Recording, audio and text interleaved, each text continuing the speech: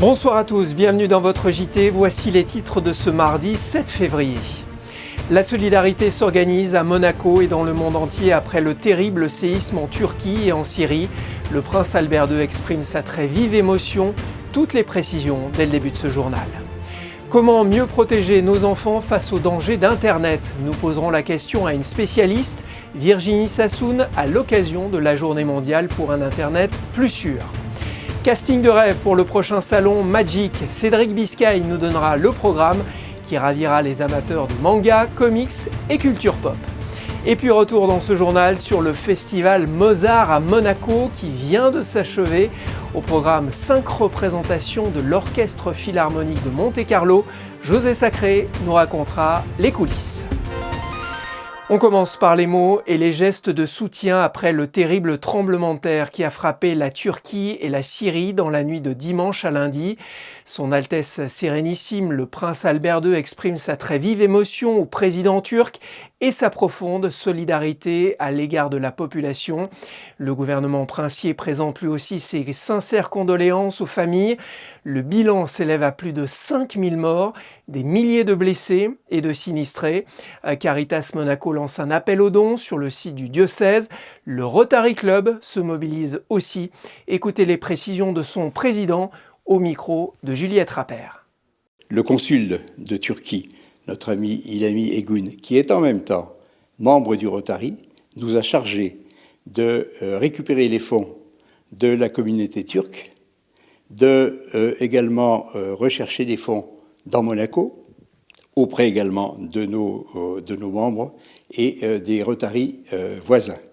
Tous ces fonds seront versés intégralement au district 2420 du Rotary Club, du Rotary International, d'Istanbul, et ces fonds sont destinés intégralement, je dis bien sans aucun frais généraux, à la réhabilitation des bâtiments sanitaires, en particulier des hôpitaux, et d'avoir un dispositif permettant de soigner les gens et d'aller au plus pressé.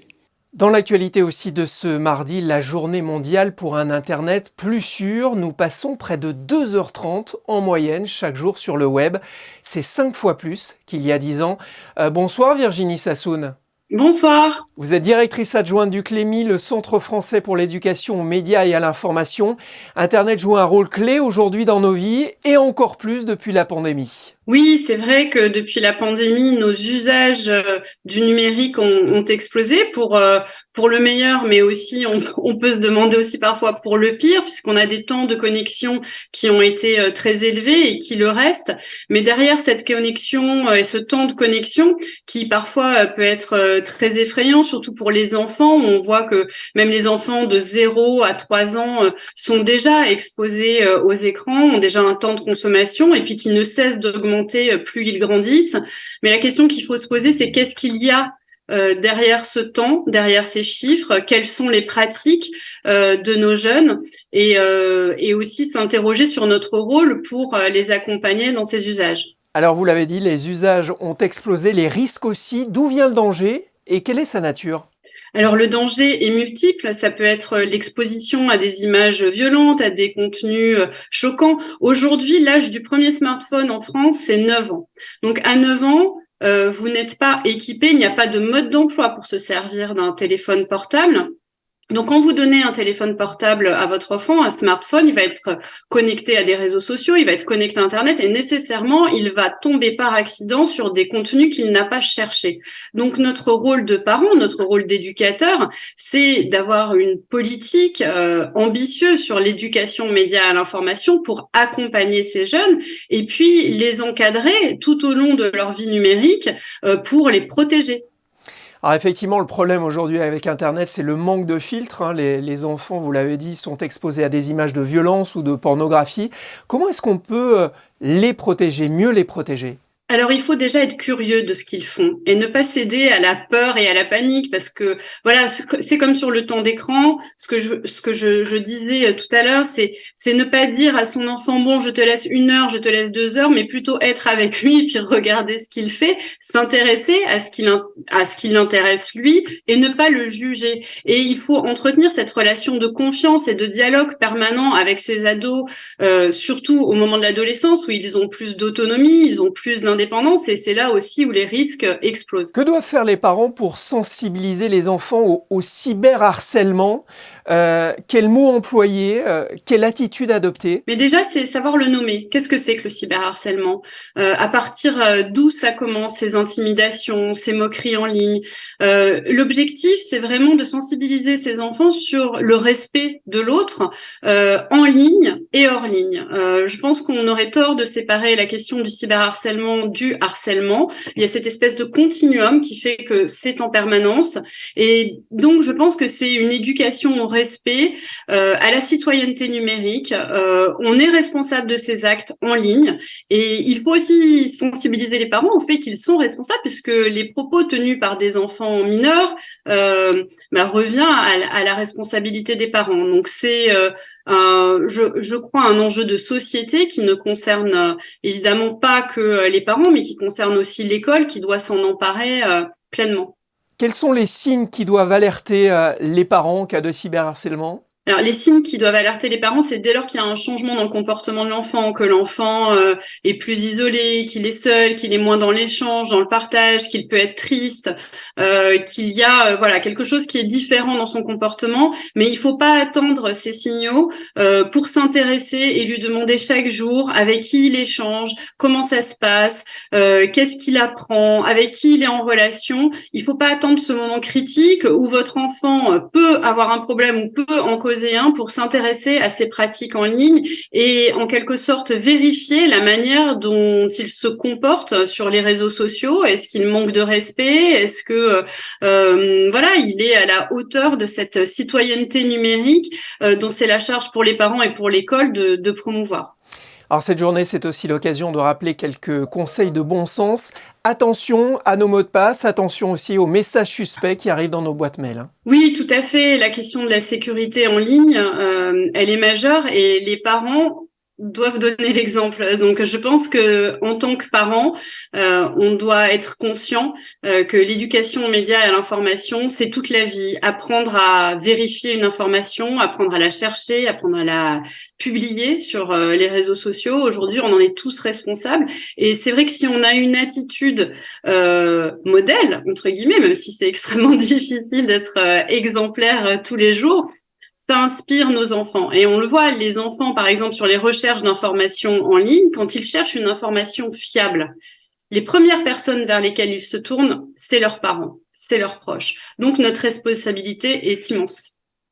Et cette journée est donc l'occasion de sensibiliser les parents et les enfants. Merci Virginie Sassoun. Merci à vous. Comme chaque semaine, le bilan sanitaire, 27 nouveaux cas de Covid ont été recensés la semaine dernière. Conséquence, le taux d'incidence remonte et passe de 36 à 69.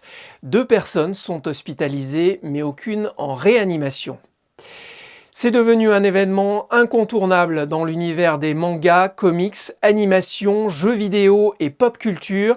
Le salon Magic revient les 25 et 26 février prochains et son organisateur, le PDG de Shibuya Productions, est notre invité. Bonsoir Cédric Biscay. Bonsoir. La dernière édition remonte à 2019. Que ressentez-vous à l'approche de cet événement et après une si longue absence due à la pandémie ? Déjà, une très très grande joie d'être de retour dans les événements qui comptent en principauté. Et évidemment, beaucoup de pression parce que j'ai bien compris depuis des mois et des mois que l'événement était super attendu puisqu'on m'en parle quasiment tous les jours. Alors, vous venez de donner une conférence de presse et à édition exceptionnelle, invité exceptionnel, vous nous les présentez ? On voulait absolument taper fort cette année avec ce grand retour. Donc on a essayé de proposer un panel d'invités exceptionnels. Alors évidemment Yoichi Takahashi, le créateur de Captain Tsubasa, Olive Tom, qui a également créé notre affiche. Hironobu Sakaguchi, le père créateur de la saga Final Fantasy. Donc c'est plus de 100 millions d'exemplaires quand même à chaque fois pour chacun des deux vendus dans le monde.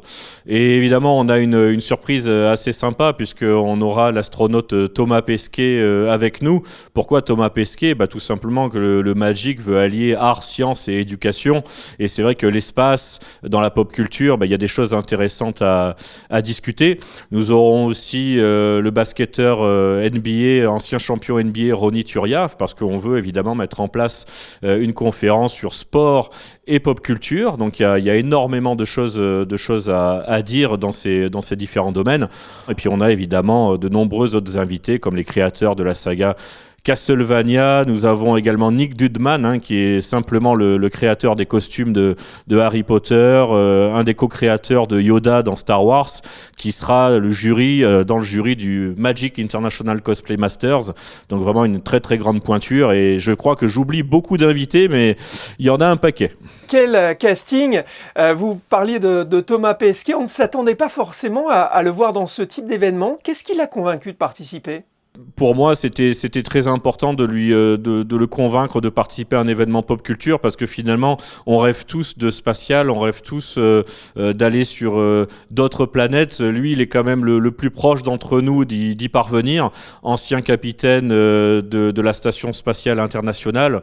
Moi, je pense qu'en invitant des gens de ce niveau-là, on arrive finalement à amener le rêve au plus proche de la population, et je voulais absolument faire ce cadeau aux visiteurs du Magic et à l'ensemble des habitants de Monaco. Des visiteurs qui viennent du monde entier pour ce festival. Que viennent-ils chercher ? Les visiteurs, ils viennent chercher une certaine exclusivité, parce que c'est vrai que le Magic est un format complètement différent de ce que l'on peut voir dans différents événements autour du monde, et il y a une véritable proximité avec nos invités. Donc on parlait tout à l'heure de Thomas Pesquet, mais c'est le cas pour les artistes mangaka ou de jeux vidéo. Il y a une réelle opportunité de les rencontrer, une réelle opportunité d'avoir des dédicaces et même d'échanger avec eux. Et ça, c'est quelque chose qui est suffisamment rare, et c'est notre format qui limite le nombre de visiteurs qui permet cela. Conférences, tables rondes, séances de dédicaces, des concours, des expos, c'est très très varié. C'est super varié, parce qu'on a absolument besoin de proposer un programme différenciant par rapport à des événements qui drainent des centaines de milliers de visiteurs. Nous, on mise tout sur la qualité et le fait que l'on propose finalement des pistes de réflexion sur ce qu'est la pop culture et ce qu'elle apporte à notre société. Le soft power, je dis toujours que c'est quelque chose de très très important, et le Magic finalement est une vitrine pour ce soft power, et on veut le mettre absolument en avant. L'événement se déroule au Grimaldi Forum, entrée gratuite et sur inscription, c'est important. Oui, parce que c'est aussi ce qui donne une certaine exclusivité, c'est-à-dire que l'événement est gratuit, mais il faut quand même s'inscrire.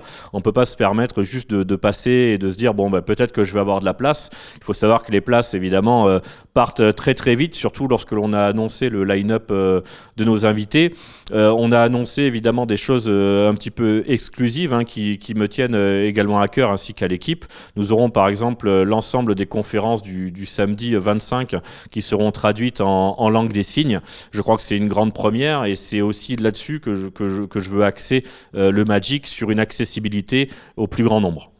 On va surtout se dépêcher de s'inscrire. Alors, Magic à ne surtout pas rater les 25 et 26 février prochains. Merci Cédric Biscay. Merci à vous. Le réchauffement climatique au cœur de la dernière rencontre du Monaco Press Club. 2 spécialistes ont livré leur vision et leurs propositions. Ils appellent les responsables politiques du monde entier à passer des paroles aux actes. Le reportage de Christine Datomel et Alexandra Paolini. Où en est-on concernant la lutte contre le changement climatique ? C'est ce à quoi ont tenté de répondre l'économiste environnementale Nathalie Ilmy et le politologue François Gémen, 2 spécialistes en la matière qui ont tenté d'expliquer pourquoi cela patine parfois et nous donnent la fâcheuse impression que les politiques du monde entier soient dépassées et que nos actions ne sont pas encore assez à la hauteur pour mener à bien ce combat. Une problématique qui me semble importante, c'est comment on passe de la sensibilisation à l'action. Aujourd'hui, quand on regarde les sondages, 85% des Européens se disent préoccupés, tracassés par la question du changement climatique, mais seuls 30% à peu près estiment qu'il s'agit d'une priorité politique. Et donc c'est un peu comme si on était des lapins pris dans les phares d'une voiture la nuit, en voyant le danger arriver à toute vitesse, mais qu'on soit incapable de se décider sur la route à prendre, sur s'il faut partir à gauche ou à droite. Et donc on va s'interroger sur ce qui nous ferait passer de la sensibilisation à l'action. Et si le monde entier souffre de ces changements climatiques, les pays en voie de développement sont les plus vulnérables et les subissent de plein fouet. En plus du changement climatique, ils ont d'autres challenges à relever, comme la pauvreté, les problèmes liés au développement durable, etc. Donc oui, ce sont des pays bien plus vulnérables encore et qui ont des problèmes d'argent pour pouvoir s'adapter ou émettre moins d'émissions de CO2. Une des solutions, c'est le fonds vert pour le climat qu'on avait mis en place à une des COP, justement, où 100 milliards de dollars devaient être transférés vers les pays en voie de développement pour les aider contre le changement climatique. Or, cela n'a jamais été complètement fait puisqu'on n'a jamais atteint ce montant. Et le rapport du GIEC disait que d'ici 2050, leurs besoins seraient de 300 milliards au lieu de 100 milliards. Donc, il faudrait faire vite. Je pense qu'il y a un double danger. Le premier danger, c'est un danger du défaitisme. L'idée de se dire qu'il n'y a plus rien à faire, que rien ne va dans le bon sens, que tout est perdu. Et ça, je crois que c'est important pour les politiques, y compris de prendre des actions symboliques pour montrer que la société est en mouvement et qu'il y a des choses à faire. L'autre risque, à mon avis, c'est un risque d'avoir des tensions de plus en plus grandes dans la société. Face à des ressources qui vont devenir de plus en plus rares, s'il n'y a pas des arbitrages politiques forts qui sont posés, eh bien je pense que ceux qui vont s'accaparer les ressources ou qui vont donner l'impression de s'accaparer les ressources vont faire face à une hostilité de plus en plus grande de la part de la population. Qu'est-ce qui coince et quels sont les grands leviers que l'on peut actionner? Une conversation donc qui s'est tenue en petit comité à l'hôtel Hermitage où il s'agissait de se questionner sur nos stratégies de lutte contre le changement climatique, l'une des principales priorités d'action collective au niveau international. Et parmi les gestes pour préserver l'environnement, il y a la fabrication de vêtements durables et éco-responsables. La marque Gianotti, implantée à Monaco, a eu l'idée de créer un pull à base de laine de mérinos, de cachemire responsable et, plus étonnant, de marc de café. Et ce n'est pas fini, au fil des mois, la gamme s'élargit. Le reportage d'Émilie Flamin et d'Olivier Bonello. Ces trois éléments sont faits de la même matière, du café. Ça, c'est le fil à base de café qui est déjà mélangé avec la laine de mérinos. Après avoir constaté les déchets venant du café, Alexis s'est lancé dans ce défi un peu fou de réutiliser le marc pour en ajouter dans ses pulls composés de laine et de cachemire responsables. Je cherchais en fait une source qui soit à base de biomasse.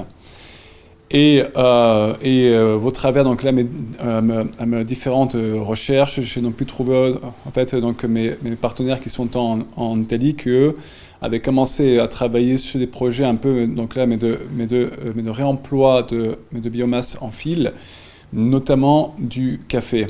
Les avantages, finesse de la maille, chaleur, tissu respirant et anti-odeur. Un projet éco-responsable qui a mis plus de 3 ans avant d'être développé. Avec des phases de test, on s'est rendu compte que c'était une fibre difficile à travailler, donc notamment avec nos mailles qui sont en 3D. Et c'était en fait aussi donc une fibre qui présentait aussi des limites, comme aussi beaucoup de bénéfices. En plus des matériaux novateurs, c'est la manière de coudre qui l'est tout autant, grâce à des imprimantes 3D. Donc ce sont des imprimantes machines qui sont vraiment spécialisées, donc là, mais dans le but de faire descendre un vêtement, donc un tricot, déjà assemblé en donc limitant, pour ne pas dire aussi sans qu'il y ait de chute, donc là, mais de matières premières. Avec une volonté de toujours se réinventer, Alexis Gianotti a encore de nombreux projets avec de nouvelles matières organiques. Les œuvres de Mozart ont une nouvelle fois résonné à l'Auditorium Régnier III et à l'Opéra. L'Orchestre Philharmonique de Monte-Carlo a donné 5 représentations dans le cadre du festival Mozart à Monaco. Des moments suspendus que nous raconte José Sacré. Initié par Kazuki Yamada, directeur artistique et musical de l'Orchestre Philharmonique de Monte-Carlo, et Didier de Cotigny, délégué artistique, la deuxième édition du mini-festival consacré à Mozart, Mozart à Monaco, a eu lieu du 27 janvier au 5 février 2023. Le 27 janvier, date anniversaire de la naissance de Mozart, David Bismuth, pianiste invité, et le trio Goldberg, Lisa Kerob violon, Federico Hout alto et Thierry Amadi violoncelle, tous trois solistes de l'Orchestre Philharmonique de Monte-Carlo, ont donné un concert de musique de chambre avec au programme un trio de Beethoven et 2 quatuors, l'un de Beethoven et l'autre de Mozart. Il faut savoir que ces œuvres ont été écrites vraiment à la même période que le quatuor de Mozart qu'on va jouer en deuxième partie, à quelques années près. Donc on peut vraiment trouver un lien entre les 2 compositeurs. Et le quatuor de Mozart, c'est l'époque des Noces de Figaro. Oui, c'est juste avant les Noces de Figaro, juste après le premier quatuor d'ailleurs. Et c'est un véritable chef-d'œuvre. Alors qu'il y a...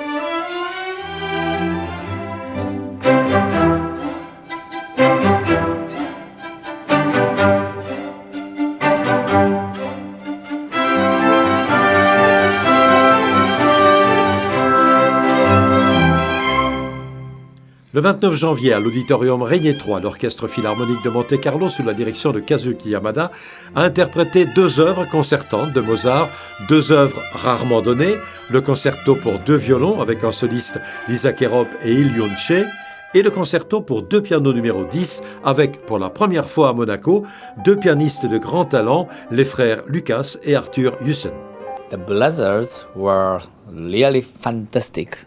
So it's very first time to play with them, but I realized, wow, I said to them, if I close my eyes, like one person, like that.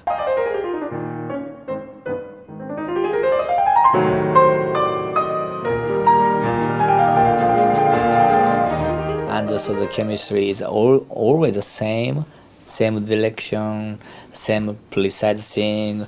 It's very rare things, and it's a most greatest artist for this kind of the repertoire.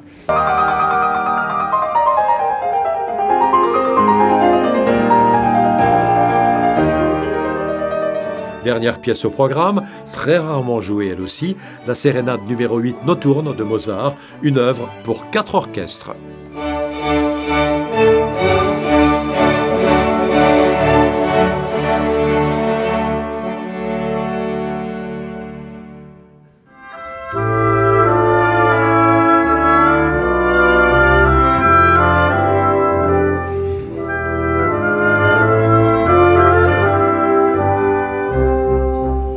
Le 31 janvier, dans le Troparium de l'Auditorium Régnier 3, Mozart a eu droit à son happy hour musical, avec, interprété par des musiciens de l'Orchestre Philharmonique de Monte-Carlo, une série de transcriptions pour octuor avant et contrebasse, transcriptions d'ouverture d'opéra de Mozart, Così fan tutte et Don Giovanni et la flûte enchantée. Donc ça faisait déjà un bon programme et on a essayé de s'inscrire dans cette quinzaine Mozart pour rajouter un petit peu l'éclat des vents, l'octuor, cette formation qui est quand même flamboyante et qui est son heure de gloire à l'époque de Mozart, pour rajouter une touche sonore à cette quinzaine.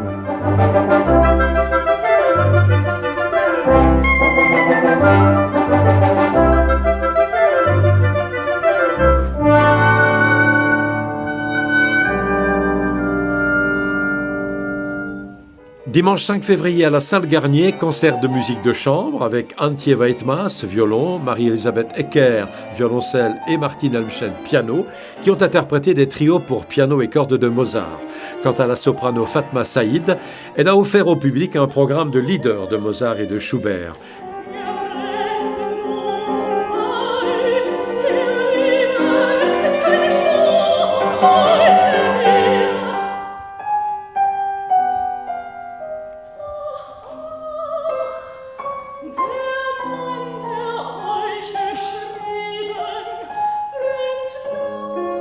Jolie façon de terminer ce mini-festival Mozart à Monaco, bref dans sa durée certes, mais exceptionnel par la qualité de sa programmation et l'engagement, le talent des musiciens qui ont offert au public de beaux moments d'émotion et de bonheur musicaux partagés.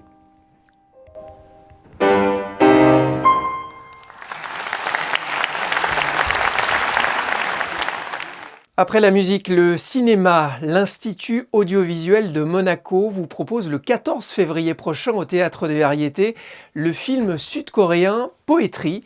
Vincent Vatrican et Fabien Bonilla nous donnent toutes les raisons d'aller voir le film.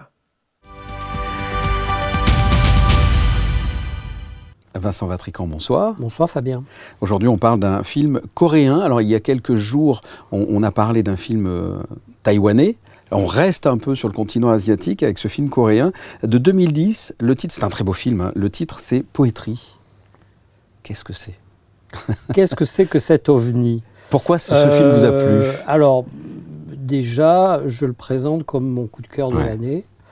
Quand on a travaillé sur cette programmation Jardin secret avec Jacques, c'était pour moi le film qui devait absolument être programmé. Pour quelle raison? Puisque le personnage central, cette vieille dame Mia, un peu perdue. Un peu perdu, mais il y a des raisons à cela. Ouais. On va petit à petit découvrir son jardin secret au travers d'un film qui est très étonnant puisque c'est à la fois un film intimiste. On va suivre tout au long du film cette vieille dame, découvrir son quotidien, ses obsessions, le mal qui la ronge. Elle souffre d'un début d'Alzheimer. C'est un film dramatique d'ailleurs, hein, puisque en toile de fond, il y a cette maladie. Tout à fait. De ce point de vue-là, elle perd les mots, donc elle a du mal à caractériser, à mettre justement des mots sur des situations. Et pour quelque part remédier à ce mal-là, elle va s'inscrire à des cours de poésie. Et donc, tout le film, l'enjeu du film est pour elle d'arriver à composer ce poème. Première lecture du film. Deuxième lecture du film, dans le même temps, elle est un des personnages centraux d'un deuxième récit, tout aussi dramatique, qui est posé dès le début du film, la disparition, le suicide plus exactement, d'une jeune fille, dont on va comprendre très vite, dans une rivière, non loin de cette ville de Corée du Sud. Et on va assez vite comprendre que cette disparition touche de près cette vieille dame, Mia, et évidemment, je ne vais pas dévoiler le film et le récit, ce deuxième récit du film, une enquête policière, pour le dire vite, pour essayer de déterminer dans quelles conditions cette jeune femme a été conduite à se suicider. C'est ce mariage des deux récits qui est conduit de manière extrêmement subtile, extrêmement intelligente par le cinéaste Lee Chang-dong. Le film avait été présenté à Cannes à l'époque, avait eu un prix. Le prix du scénario. Le prix du scénario, grandement justifié. Justement, j'aurais poussé même. C'est la question que j'allais vous. Est-ce que ça suffisait? C'est la question que j'allais vous poser. Je pense que la Palme d'Or lui tendait les bras. Vous parliez d'un film qui méritait la Palme d'Or. L'actrice, Yeon Young-hee, oui. J'essaye, mériterait peut-être le prix d'interprétation féminine. Tout repose sur ses épaules. Je vois difficilement les spectateurs ne pas essuyer une larme à la fin du film, même si le film n'est pas nécessairement dramatique ou triste. Sa puissance d'incarnation est quelque chose de rarement vu sur un écran. Je crois que vous l'avez bien vendu. Hein. Allons voir donc Poétrie. Merci Vincent. Merci Fabien.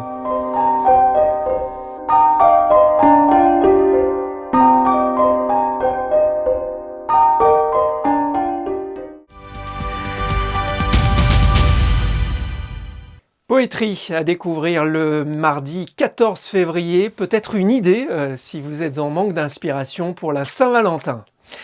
C'est un aliment qui ne manque pas de piquant et qui a attiré les foules hier au marché de la Condamine. La dégustation d'oursin a connu un vif succès. C'est la saison de le pêcher et de le déguster. Un événement organisé comme chaque année par la mairie de Monaco. On en vient à la météo. Bonsoir Chrisinda. Après le soleil et le vent aujourd'hui, quel temps fera-t-il demain ? Bonsoir Sébastien, les prévisions pour mercredi sont stables et la météo se montrera plus clémente que les jours précédents. Le vent a laissé place aux éclaircies. Seule une légère brise soufflera et le ciel sera plutôt dégagé tout au long de la journée. Cependant, le climat sera toujours aussi frais. 8 degrés pour les maximales et 4 degrés pour les minimales. Le soleil se lèvera à 7h38 et se couchera à 17h50. Demain, nous fêterons les Jacqueline. Merci Chrisinda. Juste après ce journal, ne manquez pas votre émission auto Asphalte avec Vanessa Dessy. A laissé ce mois-ci la nouvelle Mercedes SL 63 AMG, un modèle légendaire qui a su traverser le temps. On se quitte avec les photos des précédents salons Magic. En attendant la prochaine édition à la fin du mois. Photo signée Manuel Vitali. Excellente soirée sur Monaco Info.